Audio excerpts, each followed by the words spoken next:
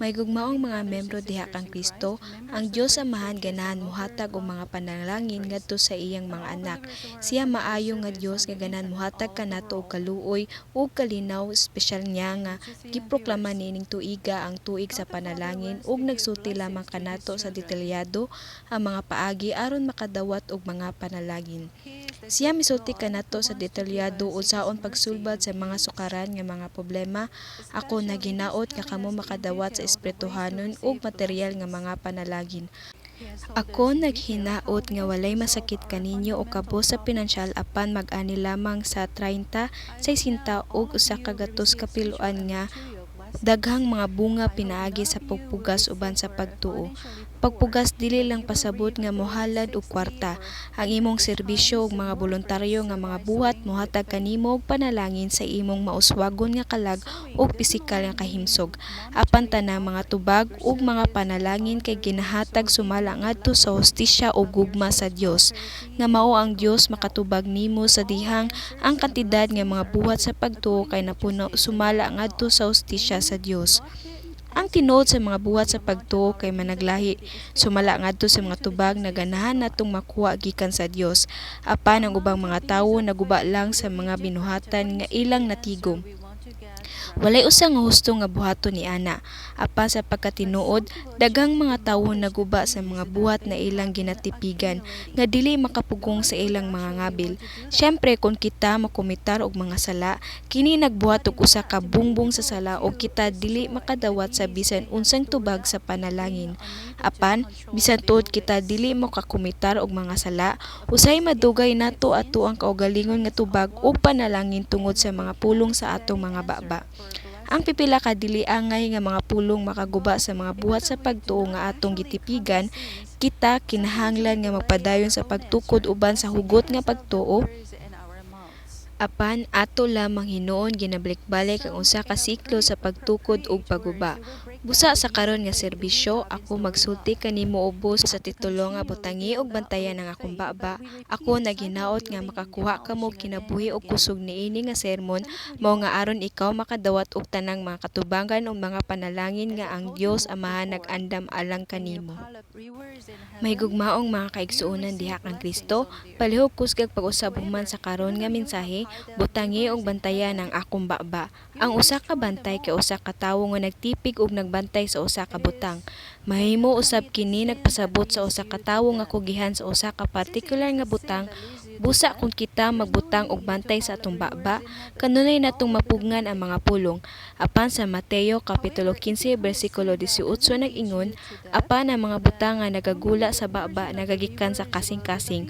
Usab diha sa Mateo kapitulo 12 bersikulo 35 nag-ingon, ang maayong tawo nagakuha og maayo gikan sa iyang maayong bahandi ug ang tawong dautan nagakuhag dautan gikan sa iyang daotang bahandi.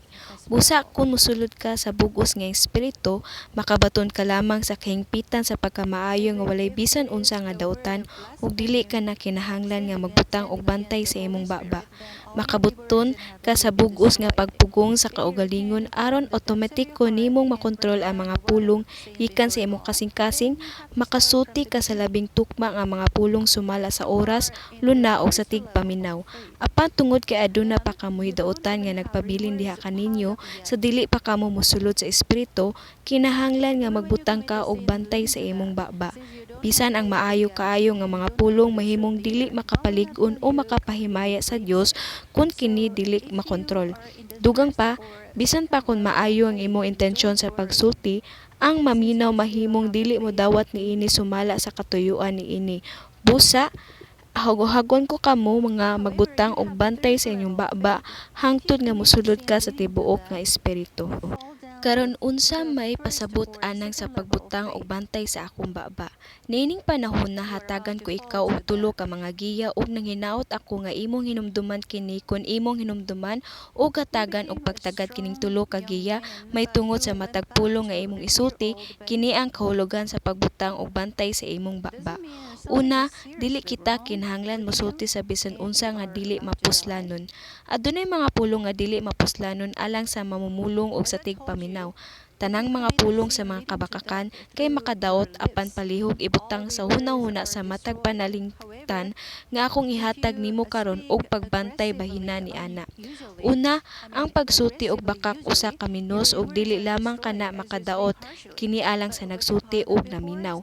Ang pagsutik bakak mao'y paglimbong sa uban ug makadaot kini sa maminaw. Ang tigpaminaw mahimong makatubang og material o mental nga kadaot kung siya nagtuo nga ang bakak tinuod. Ang pagsutik bakak mao'y paglimbong sa uban ug makadaot kini sa naminaw. Usa ka buhat sa unod ang pagsuti og bakak ug sala usab kini sa tubangan sa Dios.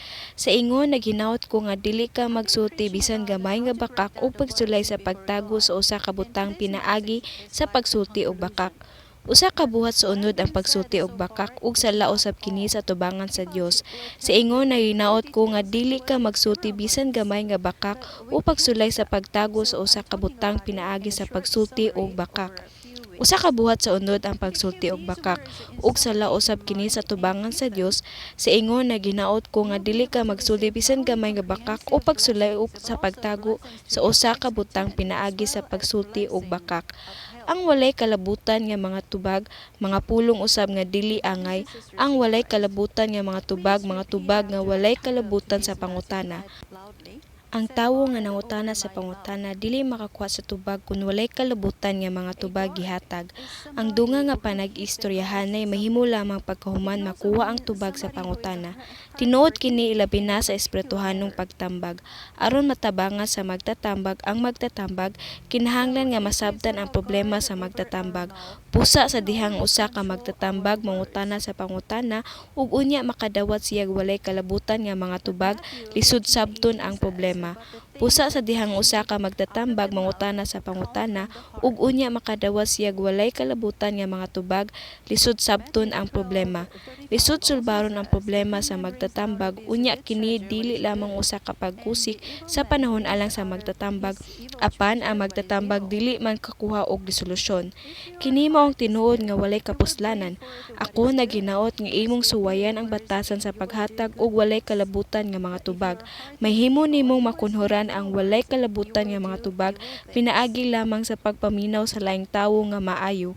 Sa daghang mga kaso, naghatag ka og walay kalabutan nga mga tubag tungod kay wala ka nag-focus sa gisulti sa laing tawo apan naminaw ka sa imong kaugalingon nga mga hunahuna.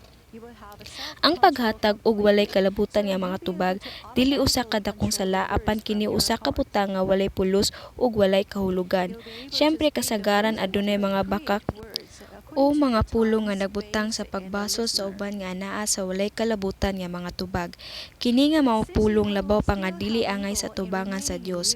Naginaot ko nga imong ampingan pag-ayo ang kawalay kapuslanan sa mga walay kalabutan nga tubag. Bisan ang pagbiay-biay o pipila sa popular nga mga ekspresyon sa kalibutan, wala usab kahulugan sa mga magtotoo. Ang pagbiay-biay usa ka butang nga gisulti o gibuhat aron lang adunay kataw-anan. Kadto mga nagbiay-biay ug nagbiay ay pag-ayo, dili mahimong seryosohon. Ang maong mga tawo murag dili kasaligan mao nga maglisod kita sa pagpaambit sa mga sekreto kanila o paghatag kanilang importanteng trabaho. Lisod alang sa mga malingaw sa pagbiay o pagsulti og mga komedya nga moadto sa espiritu. Pananglitan ang ubang mga tawo nagpakatawa sa uban pinaagi sa pagpakaulaw sa usa ka particular nga tawo aron makahimog usa ka katawanan nga sitwasyon. Kung maglagot ka na nga tawo moingon lang sila nga joke lang ug wala man gani sila'y pagbasol. Sa pagbiay-biay adunay daghang mga pagpasobra og mga butang nga dili gyud husto. Kining tanan nga mga pulong dili angay alang sa mga anak sa Dios nga balaan. Ang Efeso Kapitulo 5 versikulo 4 nag-ingon, og kinahanglan walay kahugawan o binuang nga sinultihan o binastos nga pagbiay-biay nga dili angay kun dili panghatag o pasalamat. Parehas kini sa popular nga mga ekspresyon sa kalibutan. Ang uso sa kalibutan makita sa maong mga pulong. Kung mogamit ka sa maong mga ekspresyon, basin maimpluwensyahan ka usab sa kalibutanong mga uso. Bisag wala sila'y daotang kahulugan, mas maayo nga dili musulti sa maong mga pulong kung ikaw nangandoy gayud sa bag-ong Jerusalem. Adunay laing importanteng rason nganong dili ta mogamit og walay pulos ug walay kahulugan nga mga pulong. Sa Mateo Kapitulo 12 versikulo 36, Si Jesus miingon, apan sultihan ko kamo nga ang matag pulong nga walay hinungdan nga isulti sa mga tawo, sila mandubag niini sa adlaw sa paghukom. Syempre kung maghinusok ka niini, ang pagsulti sa walay pagtagad ug walay kahulugan nga mga pulong mapasaylo. Apan ang problema kay daghan ang mga pulong nga wala gyud tagda ang imong gipanulti, unya makalimot lang. Naginaot ko nga magmabinantayon ka nga dili mo sulti si ingon nga walay kahulugan nga mga pulong. Giawhag ko ikaw sa pag-ugmad og batasan sa paghunahuna sa dili ka mosulti og bisan unsa aron matino kung ang imong gisulti mapustanon baka nimo og sa mamiminaw.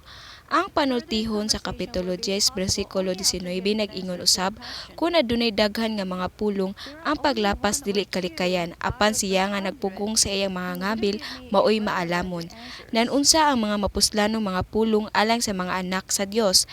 Ang Efeso Kapitulo 4, versikulo 29 nag-ingon, ayaw tuguti nga mugula ang dili maayong pulong gikan sa imong baba, kundili ang pulong lamang nga maayo alang sa pagpalig-on sumala sa panginahanglan sa takna, aron kini makahatag og grasya ni adtong makadungog. Sama sa giingon ang mapuslanon nga mga pulong, mao mga pulong nga naghatag grasya og makapalig-on sa uban. Kini ang mga pulong nga naghatag og himaya sa Dios, nagtanom og pagtuo sa uban ug naghatag og kinabuhi sa uban. Naginaot ko nga makasulti ka niining maayong mga pulong sa tanang panahon. Usa pa ka buta nga angay nimong hinumduman, mao nga dili nimo ipadayon ang mga panag-istoryahanay bahin sa kalibutan nun nga mga butang sa simbahan, lakip ang mga nataran sa simbahan. Naginaot ko nga kamo adunay espirituhanon lamang nga mga panag-istoryahanay nga makahatag og grasya og makapalig-on sa usag-usa. Mahigugmaong mga igsuon diha kang Kristo, sa ikaduha aron mabantayan ang atong mga baba, kinahanglan nga dili kita mosulti og bisan unsa nga sobra ra kaayo. Ang pagsulti nga layo o subara dinhi pasabot nga sobra na kaayo nga naglapas na sa mga limitasyon sa posisyon o baruganan. Busa pipila ka mga arogante nga mga tawo kay susama sa nagsulti sa mga butang nga layo na kaayo. Katong mga mapaobsanon dili mosulti sa bisan unsang butang nga migawas na sa unsang sitwasyon na madawat. Pananglitan sa mga pulong nga layo na kaayo kay mga pulong na nga milabay sa hukmanan ug pagkandinar, sama ra sa pagsuway sa uban. Ang mga tawo nga pulos mga binuhat walay katungod sa paghukom o pagkondenar ni bisan kinsa. Ang katungod sa paghukom o pagkondenar iya lamang sa Dios nga magbubuhat. Ang Santiago Kapitulo 4 versikulo 11 hangtod sa 12 nag-ingon, ayaw ka mo pagsulti batok sa usag-usa. Mga igsuon, siya nga nagkasulti batok sa igsuon ug nagahukom sa iyang igsuon, nagasulti batok sa mga balaod ug nagahukom sa balaod. Apan kung ikaw naghukom sa balaod, apan dili ka magtutuman sa balaod kung dili maghukom niini. 12. Adunay usa lamang ka maghahatag balaod ug maghuhukom ang usa ka nga arang makaluwas ug makalaglag. Apan kinsa nga maghukom sa imong isig katawo. Kung ang mga anak sa Dios nga nakadawat sa kaluwasan, nagreklamo ug nagpahayag sa mga kasuko, kini usab sobra ra, mahulog unta kita sa walay katapusang kalayo sa impierno kung wala pa nato mahimamat ang Dios. Apan kita naluwas pinaagi sa grasya sa Dios ug kita makaadto sa matahom nga langitong gingharian karon kita mapasalamaton tungod niini nga kamatuoran. Apan kung kita magbagulbol bahin sa atong kalisdanan sa paglibot og mga sitwasyon o naghupot sa mga padumot batok sa bisan kinsa, unya kini pasabot nga kita nakalimot sa grasya sa kaluwasan. Apan katong nakasabot nga sila naluwas gikan sa kalayo sa impierno, mao nga kadtong nakahibalong mga limitasyon sa ilang posisyon, makahatag og mga pasalamat bisan lisod nga mga sitwasyon. Sila moingon, nagpasalamat ko nga naluwas lang, nagpasalamat ako sa gugma sa Amahang Dios nga naghatag kanako og leksyon niining kalisdanan. Sama kini sa isa dihang kita mobuhat og usa ka butang alan sa gingharian sa Dios. Katong mga mapahimobsanon ug nahibalo sa ilang posisyon o mga responsibilidad makadawat sa bisan unsang mga buhat. Uban sa pasalamat ug pagtuman, sila moingon, salamat kanimo sa paghatag niini nga bulhawtonon ngadto sa uban nga sama kanako. Ako mapasalamaton nga nabuhat ko ang usa ka butang para sa gingarian sa Dios. Sa laing bahin, dunay ubang moingon, nganong muhatag man kanako og walay hinungdan nga bulhawtonon, nganong kinahanglan nakong buhaton na ingon aning matang sa trabaho, imbes nga dawaton kini uban sa pagpasalamat sila nagbagulbol hinuon bahin niini. Kini mga pulong sa pagbagulbol ug dili mapasalamaton kay mga pulong nga layo na kaayo. Unya karon, giunsa man pagreact sa Birheng Maria sa dihang nagdungog niya gikan sa usa ka anghel nga siya makabaton og makapahimugso og usa ka bata. Kini kay imposible sa pagsabot sa mga tawo alang sa usa ka birhen nga nagsabak. Dugang pa, sa gatong mga panahon na, kung usa ka single na babae, magsabak siya pagahukman og labayag bato. Sa gihapon, ang Birheng Maria gidawat na miingon, tan-awa ang ulipon sa Ginoo, mahimo unta kanako sumala sa imong pulong. Sama kini sa kanaanon nga babaye nga anak nagibuhian gikan sa giyawaan, gisudlan sa yawa.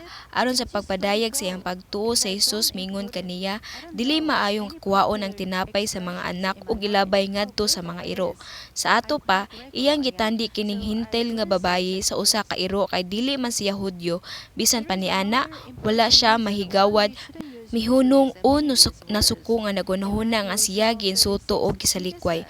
Apan sa Mateo kapitulo 15 bersikulo 27, siya miingon, "Oo Ginoo, apan bisan ang mga iro mukaon sa mga mumuho nga nahulog gikan sa lamisa sa ilang mga agalon." Siya hingpit nga mapaobsanon sa iyang kaugalingon human nga si Jesus nakasulbad sa iyang problema ug nangutana kaniya uban sa dili mausab nga pagtuo. Tungod niini, nakadawat siya og kumpletong solusyon sa problema sa iyang anak. Pinaagi sa mga ehemplo sa ibabaw, naghinaot ko nga masabtan nimo og makit-an ang paagi sa pagsulbad sa imong mga problema ug makadawat og mga panalangin. Mahigugmaong mga igsuon diha kang Kristo aron sa pagbutang sa usa ka pagbantay sa atong baba.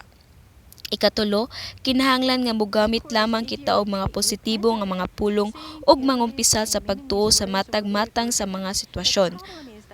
Nganong dili man ka mosulay nga dili mo buhat sa bisan unsang mata nga mga negatibo nga sinultihan sa imong adlaw-adlaw nga kinabuhi. Mas maayo nga dili ka mosulti. Susama ra kini nga dili mo buhat. Dili ko motuo kini posible. Ako nagsugyot nga buhaton mo kini sa usa ka pagsulti lamang sa mga positibo nga mga pulong ug propesyon sa pagtuo sama sa kin mabuhat gyud pag-ayo ato kining buhaton. Wala gayo imposible sa katong mga mituo. Kung ang imong mga ngabil nagsulti lamang sa mga negatibo nga mga pulong, kini usab negatibo ang mga epekto ngadto sa uban. Kini maghimo sa kahimtang nga mga dagom ug landong. Kini mokuha sa kadasig ug makaluya. Apan ang mga positibo nga mga pulong makahimo sa kahimtang nga mas hayag ug mahimong mas makadasig. Naghatag kini kanila og pagsalig ug kaligon aron sila makabarog pag-usab. Sa panultihon kapitulo 18 bersikulo 21 nag-ingon, ang kamatayon ug kinabuhi anaa sa gahom sa dila ug kadtong nahigugman niini mukaon sa bunga niini. Busa ang labi ka pessimistic nga mga pulong nga imong gisulti, labi ka lisod ang mga butang. Apan uban sa malaumon nga mga pulong sa hugot nga pagtuo, bisan ang lisod nga mga butang mahimong maayo. Adunay daghang mga pananglitan sa Biblia usab. Wala makita ni David ang kamatuoran o gisulti ang bisan unsang negatibo sa dihang nakig-away siya kang Goliath. Naghangad lamang siya sa makagagahom nga Dios ug midayon uban ang pagpahayag sa pagtuo. Sa unang Samuel kapitulo 17 bersikulo 45 hangtod sa 47, unya miingon si David sa Pilistihanon, "Ikaw mianhi kanako uban sa usa ka pinuti, ug uban sa usa ka bangkaw, ug uban sa usa ka salapang apan, ako mianhi kanimo sa ngalan sa Ginoo sa mga panon, ang Dios sa mga panon sa mga kasundaluhan sa Israel nga imong gipanamastamasan." Sa 46, niining adlawa, magatugyan sa Ginoo kanimo sa akong kamot, ug ako magabunal ug magalungo sa imong ulo gikan kanimo, ug ihatag ko ang mga minatay sa panon sa mga Pilistihanon ning adlawa ngadto sa mga langgam sa kalangitan, ug sa mga ihalas nga mga mananap sa yuta, aron nga ang tibuok yuta manghibalo nga adunay usa ka Dios sa Israel, ug aron nga kining tibuok katilingban manghibalo nga si Jehovah magaluwas dili pinaagi sa pinuti ug bangkaw kay ang gubat iya sa Ginoo ug siya maghatag kanimo sa among kamot. Gihampak ni David si Goliath gamit ang lambuyog ug usa ka bato. Ang bato naigo sa agtang ni Goliath. Nalipay ang Dios sa pagtuo ni David ug gitugutan niya ang Israel nga makadaog sa kadaugan nga dali ra sa usa ka gubat nga sa tinuod lisod kaayo. Sama sa ibabaw ang pagpahayag sa pagtuo gamhanan kaayo apan adunay mga tawo usab nga nagatubang sa makaluluoy nga mga sangputanan gikan sa negatibo nga mga pulong. Mao kini ang kahimtang sa napulo taliwala sa 12 ka espeya nga naniid sa yuta sa Kanaan. Ang Dios nagsaad sa mga anak sa Israel sa makadaghan nga higayon nga iyang ihatag kanila ang yuta nga nagapaaga sa gatas ug dugos. Apan, napulo sa maong mga espeya ang misulti nga walay kapuslanan human sa pagpangispeya sa yuta sa Kanaan. Sa Números Kapitulo 13 versikulo 32 hangtod sa 33 nag-ingon, og sila na nagdala og daotang taho may tungo sa yuta nga ilang gipanid-an ngadto sa mga anak sa Israel nga nagaingon, ang yuta nga maong hiagian sa pagpaniliid mao ang yuta nga magalamoy sa mga pamuluyo ni ana ug ang tanang mga tawo nga among nakita didto maoy mga tawo nga hatag-as kaayo og didto nakita namo ang mga higante, ang mga anak nga lalaki ni anak nga kagikan sa mga higante ug kami sa among pagtan-aw daw ingon sa mga dulon lamang ug maoman kami sa ilang pagtan-aw kanamo. Kining negatibong taho sa mga espeya sa wala madugay nakaimpluwensya pag-ayo sa kadaghan sa mga tawo. Kini ang hinungdan nga sila adunay negatibo nga mga hunahuna ug sa wala madugay nagsugod sila sa pagreklamo ug pagpahayag sa ilang kasuko. Apan adunay pipila sa mga tawo nga naghimo og positibo nga mga propesyon taliwala kanila. Sila mao si Josue ug si Caleb. Sa Números Kapitulo 14 versikulo 7 hangtod sa 9 nagsulti ug na nagsulti sila sa tibuok nga katilingban sa mga anak sa Israel nga nagaingon, ang yuta diin kami miagi sa pagpanod mao ang yuta nga hilabihan gayud pagkaayo. Kung si Jehovah nahamuot kanato sa ingon ni ana siya magapasulod kanato nining yuta ug kini igahatag niya kanato. Usa ka yuta nga nagapaagay sa gatas ug dugos nga dili lamang unta kamo magmalalison bato kan Jehovah ni mahadlok sa katawuhon mahitungod ni ining yutaa kay sila ang tinapay alang kanato. Ilang mga salipdanan kuhaon gikan sa ibabaw nila ug si Jehovah uban kanato ayaw kahadluki sila. Mas lisod na sitwasyon ang imong gikatubang. Ako kay naginaot nga mas mahumo kamo sama nilang Josue. Kinahanglan nga dili kasama sa mga napulo ka mga espeya nga nagduso sa mga tawo ngadto sa kalaglagan uban sa ilang negatibo nga mga taho. Ako naginaot nga makadawat kamo og mga tubag ug mga panalangin uban positibong mga pulong sa pagtuo sa maanang sa dihang ang Dios nahimuot kanato atong mabuhat ang bisan unsang butang. Sa dihang ang Dios anaa kanato ang tanang butang kay posible. Kung mosulti gani ka og mga pulong nga negatibo, mahimo palang gani nga gusto nimo ga buk-on ang imong baba aron dili makasulti niini. Kung imong bansayon ang imong kaugalingon sa ingon nga paagi ug kanunay nga maghimong positibo nga mga propesyon, ang imong kasing-kasing ang imong palibot mausab. Sa panapos, mahigugmaong mga kaigsuonan diha kang Kristo sa Panultihon Kapitulo 13 bersikulo 2 nag-ingon, gikan sa bunga sa baba sa usa ka tawo siya makatagamtam og maayo. Ako naghisgot sa tulo ka mga paagi aron sa pagbutang o pagbantay sa atong baba, usa kita magmalipayon lamang sa abandonadong mga panalangin. Una, mao kadtong dili kita kinahanglan musulti sa bisan unsa nga dili mapuslanon.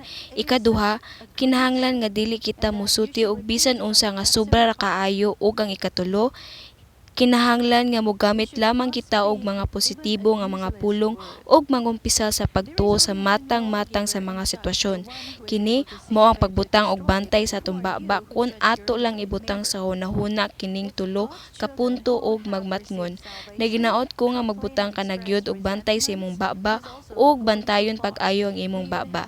Sa pagbuhat niini, ako nagampo sa ngalan sa Ginoo nga kamong tanan makadawat og mga tubag ug mga panalangin ug muhatag og himaya ngadto sa Dios.